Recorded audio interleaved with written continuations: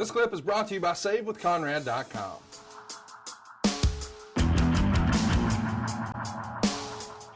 They got a television taping at the Township Auditorium in Columbia. It would be Dusty taking on Arn Anderson, and he's going to win the title with a DDT onto a steel chair. And this is moments after the referee, Earl Hebner, was knocked to the floor, and you were attempting to use the chair as a weapon. So the TV title here, the reign comes to an end, and that actually airs on September 13th on Pro. And I think we've got a little bit of audio from it. Remember. Rhodes out of professional wrestling. From all over this world, let us come in from people talking about when is Dusty Rhodes going to be through. Right here, I start working my way back. Probably one of the greatest matches of my life besides winning the World Heavyweight Championship, which I will again from the Nature Boy Ric Flair. The World Heavyweight title is once again Dusty Rhodes right here, and you call it, baby, and let's take a look at it so the many fans can see what happened. All right. Arn Anderson for the last several minutes has been let it live, and now he goes, and he's got Dusty Rhodes in such trouble, he'll not give it up. Johnny, that's the one thing he's going to try to stay with now. We know the pain that the Dream has absorbed before the match for the World Heavyweight title with Ric Flair in St. Louis. He was injured when he went into that match, absorbed tremendous pain, and now he's at it again in another World title match, this one for the World Television, and again, he's really absorbing some pain. And Arn Anderson, who right now spells victory. He's got to be feeling good that he's got Dusty Rhodes in such shape. Dusty kicks him off. Dusty continues to fight back. There's that elbow. Do you remember this fondly? I mean, obviously you remember the big moments where you win the titles, but dropping it to Dusty's probably just as fun for you. 100%. 100%. If you're in a fight with Dusty Rhodes and it's competitive, you can get beat right in the middle and you're better than you were before that match. Just being able to compete on an even playing field with Dusty. We're in Columbia, South Carolina here. You told us about Spartanburg. Did you prefer Columbia over Spartanburg, or was it the same old deal? Man, it was just hot. No, it was.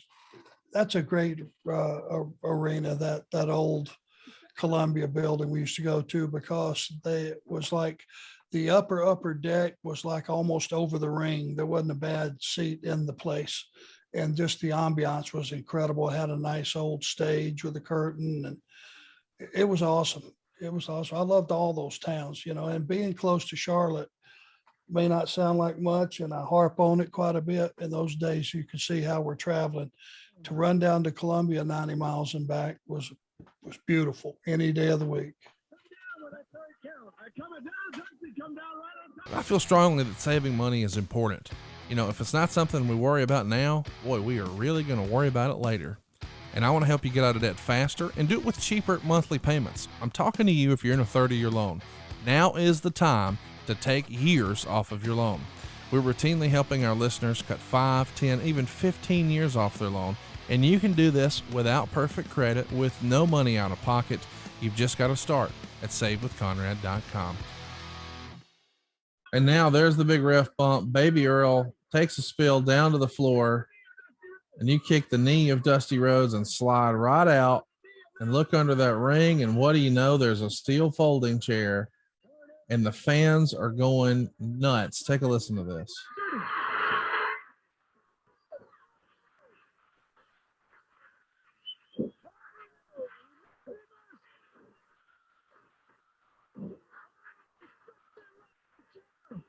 The Bulldogs. Where's the referee? There he is.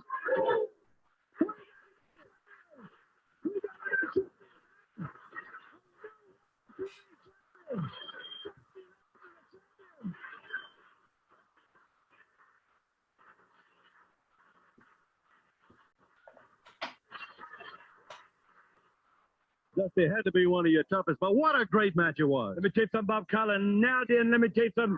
Dave J. Dillon, you go tell Tully Blanchard, personally for Dusty Rhodes, the American Dream, that now then it's his turn. Wahoo McDaniel stripped him of the title. As you say before, a better man won, Tully Blanchard. A better man won. Nature Boy Ric Flair, you got one Captain Redneck, my ex-partner, still brother in life, Dick Murdoch, to deal with. And now Tully Blanchard, Arn Anderson, the Four Horsemen, you got to deal with Dusty Rhodes at his baddest, at his wildest, at his meanness. And Arn Anderson, I know I ain't heard the last of you, and that's good. I like it. Because the pain you tried to inflict on me again backfired on you. This title belongs to me now, the world television title, and it's going to stay with me until I'm ready to leave it. So there you go. Dusty Rhodes is now the television champion. And man, you've had quite a run with that belt. At first, you just started to claim possession was 9/10 of the law. Then we have a real deal tournament. You wind up winning the thing, and then you drop it to Dusty, of all people. Now I say of all people because I want to add the context here that at the end of July, this same year, and remember now, this is happening on September 9th, but in late July, Dusty would beat Ric Flair to become the world champion in Greensboro. And now, of course, 2 weeks later, he dropped it back to Rick. But here in early September, he's now the TV champion. Man, he's got a program of all programs with the Horsemen here. What do you remember about dropping your most coveted belt? You've told me before off air and maybe even on the show here that your world title was that red NWA television title, and you dropped essentially your world title here to Dusty, a guy you grew up idolizing. This had to be quite the moment. Live by the sword, die by the sword, right? Yeah. That's the moral of the story. Like I've said before, when you have stars that are mega stars and you go out and you have a competitive match where both guys are in the fight the entire time, you really have no losers at the end of it. You know, I tried to pull something shady, blew up on me, cost me the title. But there's story there that will lead you to another match. A lot more drama than if he would have just beat me up and beat me 1, 2, 3, then what do you have left?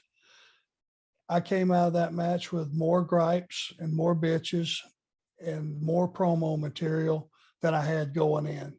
Yeah. And that's all I ever needed, Conrad. I just need a chance. There's the real truth, and then there's a heel's truth.